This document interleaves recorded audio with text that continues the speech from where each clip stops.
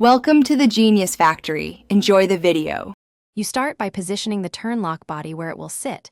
Make sure the spindle aligns with the receiving slot. Once aligned, loosely fasten screws so you can still adjust.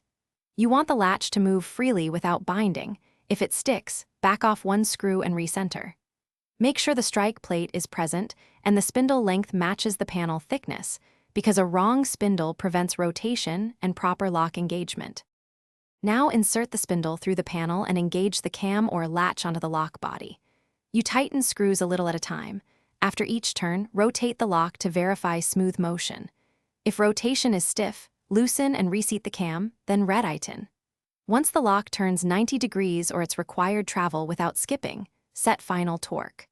Repeated motion confirms alignment so you avoid premature wear and ensure reliability. Finish by fully tightening fasteners and applying a small drop of thread locker if vibration is a concern.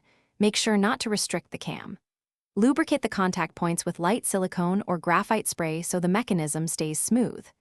If the lock binds or won't catch, loosen the screws, recenter the cam by eye, and retest rotation. Often minor repositioning fixes the issue.